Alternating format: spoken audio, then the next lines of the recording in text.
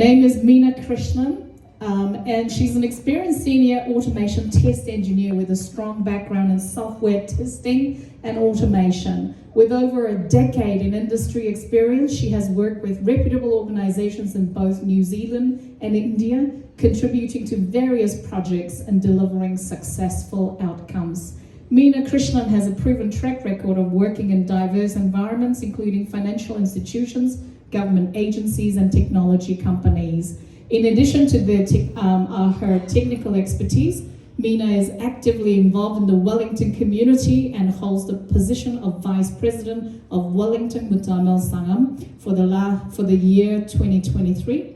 In this role, she contributes to the promotion of Tamil language and culture, fostering a sense of belonging and cultural exchange among the Tamil community in Wellington. Please give her a round of applause. Thank you for the nice introduction, Elisa. I was thinking that this is going to be after lunch, so I was very much prepared for having lunch now. But anyway. Kia ora, vanakkam, and greetings everyone. Before I begin my speech, I would like to take this moment to sincerely thank the team behind this Tamil Maori Hui. And it's a great pleasure to be part of this Pakkapananga Tanga, which is a great way of creating and establishing the relationships between Tangata Whenua and the Tamils living in Aotearoa. I've prepared for a 10-minute speech. I'm sorry, I'm not going to reduce it. Right. விடியுமா என தெரியாத இரவில் முடியுமா என புரியாத நிலையில் தீண்டாத பாதையிலும் தாண்டாத சமுத்திரத்திலும் எடுத்து வைக்கும் ஒவ்வொரு அடியும் வரலாற்றின் முக்கியமான பக்கங்களாகும். On this very note, ladies and gentlemen, I'm here to talk a bit about the historic tales that unfolded in the uncharted waters. First of all, I'm going to talk a little bit about a few inspiring role models that I have got. And then at the final stages, I would like to say a few incidences from my life journey as well. Women are unleashing their potentials in various fields nowadays, which could be leading a home with care and determination, or leading a nation by breaking the barriers. And they could be pioneers in arts, medicine, etc. Or they could be the influential leaders like Melissa Lee in politics or in business and so on. And first of all, let me begin to inspire you by telling a tale of a historic trailblazer woman who has paved a real way, a nice way, in a field which even now we don't have much women leaders in. So, ladies and gentlemen, please close your eyes and picturize this in your mind. She is a queen of the rural part of South India, Tamil Nadu, and it was a time when the British was conquering most of the world. And she has just lost her husband to the British Army, and she has a little child to take care of. And this is the situation, and she has got two options. One is to abandon the country and just flee with her child. And two, to be the real guardian and protector of the country and just fight with the army and get their land and culture back. In Tamil culture, we always revere the land, and we always value the land, and we fight tooth and nail to protect the land. And I think this is one of the common thing between the Tamil and the Maori culture as well, right? So yes, our queen did not think about any of the challenges that lie in front of her. She did not have a husband. She just lost, she has a child to take care of. She did not have a big army to fight against the British, and she did not have any advanced weapons in her armory. But still, she rose against the British. She held her sword just high in the air, and with fierce determination within her, she just rose with all her little troop against the battle. And once when she was thinking that they were losing the game, you know what the chief lady commando did? She was Quayle, and she set herself in fire and just ran into the opposite enemy armory, and just demolished it completely, letting the troop to go forward. So the troop went forward, marched forward, did not stop a moment, and they hold the victory finally. And this is the victory, and this is the history, and that is Rani. Can you guess who I'm speaking about? Not Rani Mukherjee. Rani Velu Nachiyar for you.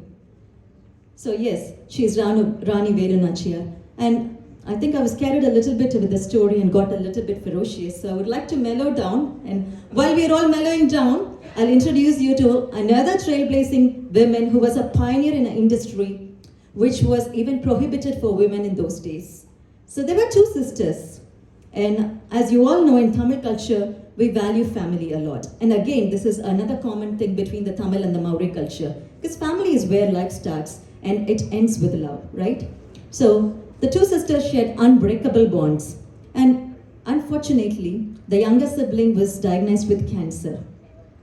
In those days, when if somebody is diagnosed with cancer, they do nothing. They just wait for the death to come and take them, right?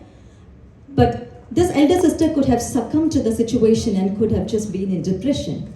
But what she wanted to achieve and the way she was brought up to do something to the community, to do something to the whānau, made her think that she needed to do three things in her life. She wanted to become a doctor, she wanted to become a cancer specialist, and she wanted to also open a cancer institute to give free medications to the cancer patients. If you think of all these things in modern days, it's easier to achieve. But in those days, in 19th century, where the women were even prohibited from school education, it was really hard. But she broke all the stereotypes, she broke all the barriers, and she did achieve the three things. And she was the first woman physician in India. And she did open the Adyar Cancer Institute in Chennai. And it is still the pride of India, and it still serves as the leading research center in cancer, and it does provide free service to all the cancer patients who can't afford it. Can you guess about the person whom I'm talking about? Dr. Shanta. Muthulakshmi Reddy, that's right, yeah. Yeah, after those two inspiring tales, I think you need some fun, right? Because it was all really too much of intelligence and too much of bravery and courage. So now, let's talk about my journey. It's going to be fun. I may not be a historical figure, and I'm not a trailblazing women leader, but still I think you could take a little bit of inspiration from my fun journey. So, ladies and gentlemen, please get ready for a roller coaster ride, because my journey started from the vibrant land of India, that is Tamil Nadu. And I'll tell you how I landed in New Zealand. That's a really, really interesting story. I think you guys would love it. So, I was born in Tamil Nadu, and I was born to a very, very close-knit Chettinad family where they raise the girls with responsibility, but then they do over-pamper and over-protect the girls. So I was so much pampered that even if I think that I wanted to buy something in my mind, even before I express it, I just get it in my hands. That's how I was pampered. It's cool, right? Do you girls think cool? Even I thought it was cool when I was in school, but unfortunately, on the other hand, I was completely dependent on my parents. I can't think on my own. It was always dependency. But anyway, I just continued to get my education. I got my engineering, and then I moved on to software industry. And then I realized that I was quite independent in the profession because I was really good at it. And I was climbing the ladder quite quickly and got to the team leader position, but my parents got a different plan for me. They just thought it was time for me to enter in the land of arranged marriages. I'm not sure if you guys know of arranged marriage. So let me educate you first on arranged marriages. It's just a blindfolded tale. You know, it's a blindfolded dance where your parents become the matchmakers and you just trust their judgment. Just trust it, that's it. So one fine day my father came and he told me that he found an exact match for me. And I was like, who's that? And he said, it's a dashing, brilliant software engineer who's working in the concrete jungles of New Jersey. New Jersey. Yes, I like New Jersey. So I said, okay, that looks fine. So I told my parents that I was even a little bit excited to see this New Jerseyite. And what happened then was really good. My family swung into action. They set up a meet and greet session for me. And what happened in the meet and greet session is we went on a date, on our first date, to a temple with dating with 20 people with us. And it was not just our immediate family, it was an extended family as well. So just imagine being on a date with live audiences. Isn't that cool? And on top of that, we were given 10 long minutes to discuss between us and find out whether we are compatible. 10 minutes, all the while being observed like specimens in zoo by all the 20 pairs of eyes around us.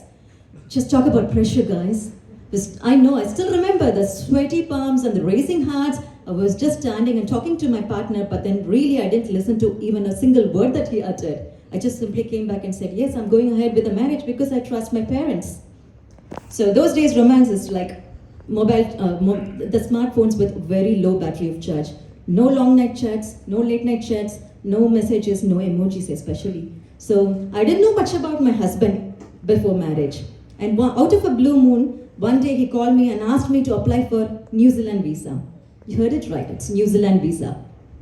I was thinking that it should be New Jersey.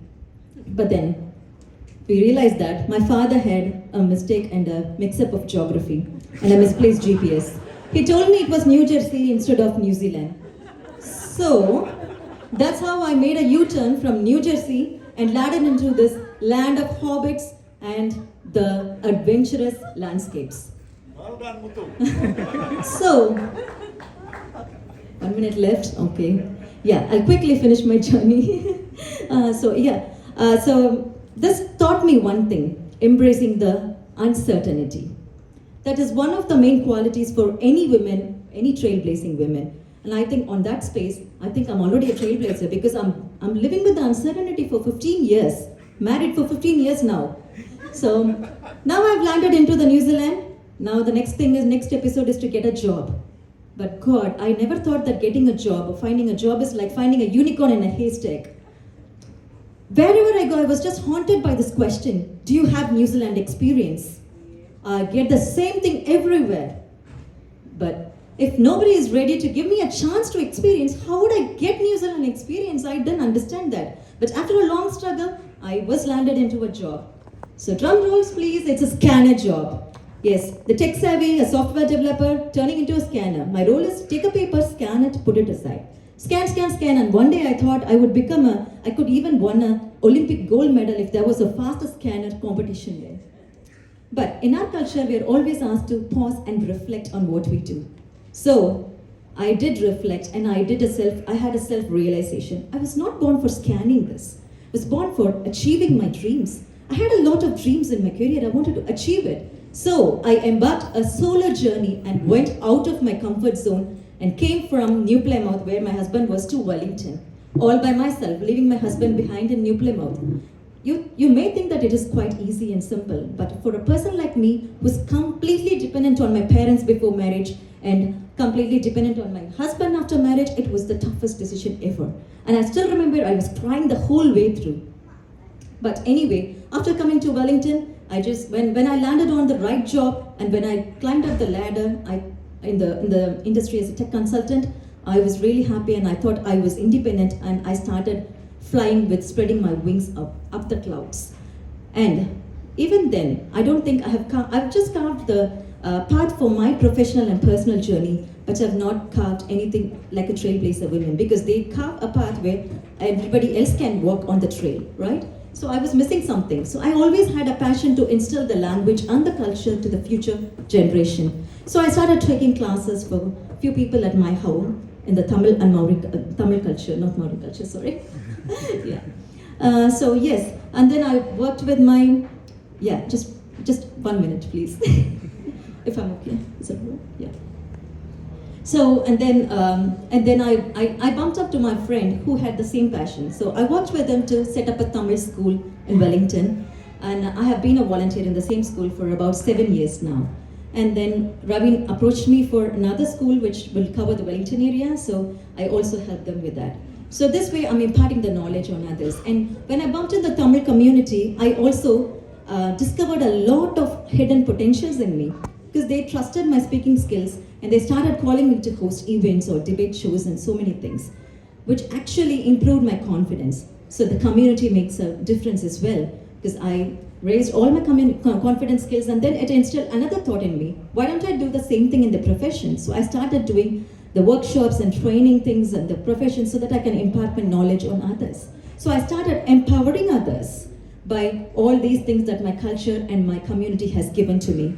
So now, with all the help and support from my husband and my kids, I have taken up a few leadership positions now recently, which is, as Melissa G mentioned, it's the Vice President of Wellington Muthamil Sangam, Secretary and the trustee of Sangha Tamil Palli and organizer of Wellington Muthaman Sangam, and an independent tech consultant and a lecturer overseas as well. So just to reflect a small thing back, what changed me from being a dependent girl to an empowering girl is basically 6 things that changed me. The first thing is embracing the uncertainty, and then pausing and self-reflecting on ourselves, and then going out of the comfort zone, and then being in touch with the community and share what you know with others and empower others. And I think that is the main thing that changed and transformed my life. And I hope you guys would have got a little bit of inspiration from my story. I'm not sure, but anyway, thanks a lot for the patience. Thanks. Wow. I could ask so many questions of you, but I just want to actually confirm that you are a trailblazing woman. Not just a girl, someone who's actually reliant on parents. I know all about that. I had to ask my parents if I could attend my friend's 21st birthday party in Australia when mum and dad were in Malaysia. I rang out Malaysia, Mum, can I go to my girlfriend's 21st birthday party? And that was the moment when my mum said, why are you ringing up to ask permission? I had no idea that I didn't have to ask her permission. I've always asked question until that moment. And then it just clicked one day. Oh, I don't have to ask question. That moment happened for me then, and for you. It's like, it's a journey, isn't it? And thank you so much. Amazing speaker. I'm just going to go through to other speakers before we actually do a discussion. So next up,